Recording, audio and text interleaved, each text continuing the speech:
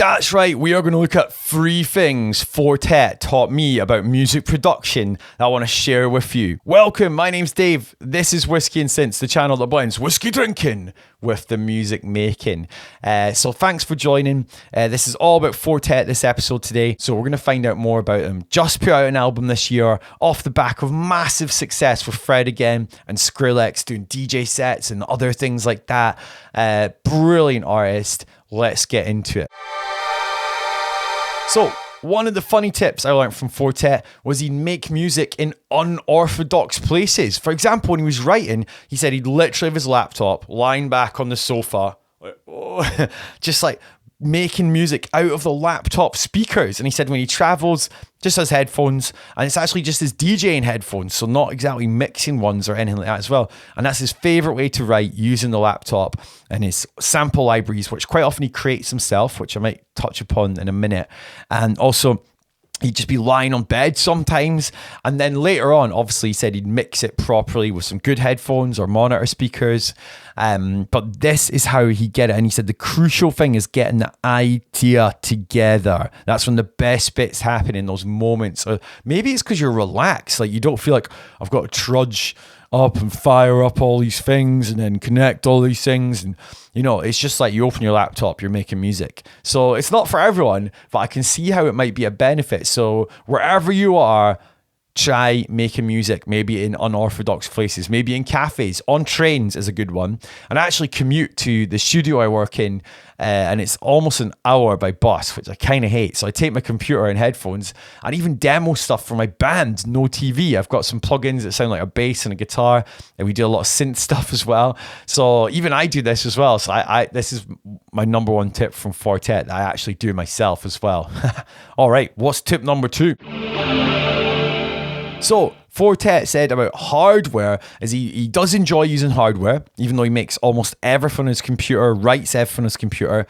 So he said if he got a drum machine or something like that, he'd actually play around with it, make loads of loops, cool sounds, same if he had a synth, cool sounds, and record snippets and record bits, and he'd basically just make giant sample libraries from it that he'd then draw upon later when he was making a record. Remember, Church is saying they worked a little bit like this as well, rather than sequencing the drum machine for the whole track or the whole song. So it's not for everyone. I know some people love getting hands-on with a drum machine and doing a whole take with it, and that's cool. But, you know, some people, it's not. So Four Tet said this is the way he likes to work with hardware. I thought it was a cool approach, and maybe if you are one of the people who loves hands-on, full take with drum machines and that, maybe trying this one time might get you some different results and inspire you. And that's kind of what this show's about, always learning new techniques to try new things. That might break you out of your groove, because it's always fun to learn new things, try new things and skills, even if you eventually go back to your preferred way of working.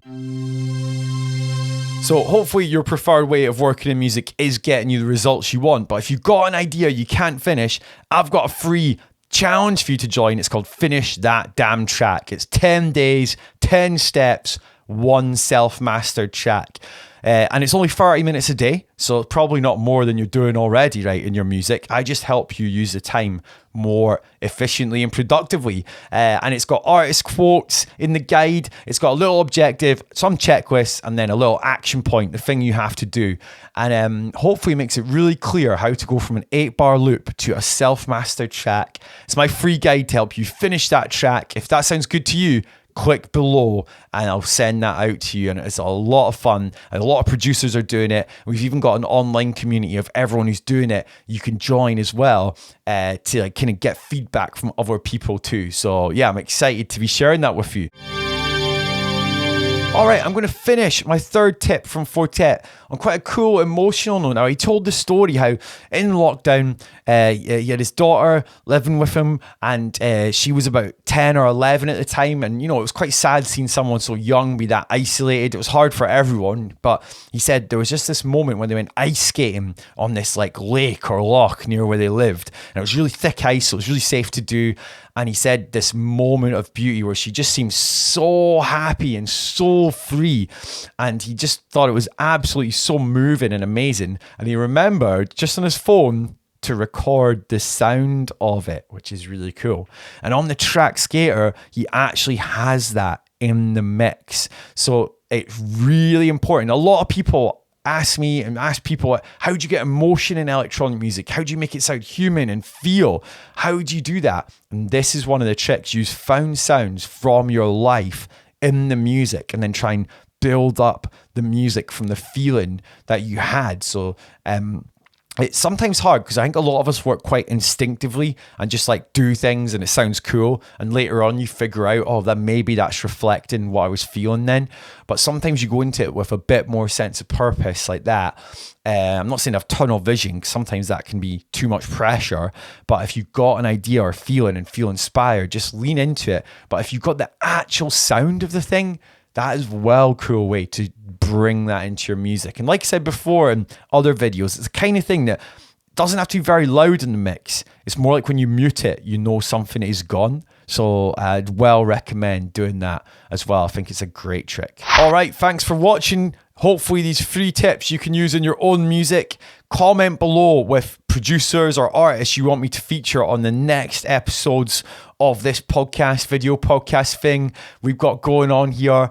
Thanks for coming along for the journey. It's been so nice sharing this time with you. I've got other things on the channel just like this. There's actually another episode of Four Tet if it's not out already. But you know, maybe it's time to close down the old YouTube or Spotify, whoever you're listening to this, and go and open Ableton and start doing some music. No pressure, just have fun with it. Try some of the tips in the video, just do it now. And if you do need help finishing a track, remember I've got that Finish That Damn Track challenge you can sign up for free. Whole bunch of producers going through it just now. And when you do sign up for it, I email you out the thing. I'm at the end of that email. Reply to me. I'll reply back to you with advice, feedback on your tracks. Also, I do 4 free coaching sessions every month on Zoom. Sign up for one of them and happily chat to you and help you with your music. It's just what I do. I'm here to help people get more fulfillment, enjoyment, and love making their music rather than being frustrated and pulling your hair at it. Because, you know, I've been there. I know what it's like. So hopefully all together we can get the most out of this whole music making thing. I'm rambling on now. Let's run the credits. Thanks for being tuned in to Whiskey and Synths. Catch you later. Oi. Whiskey and Synths.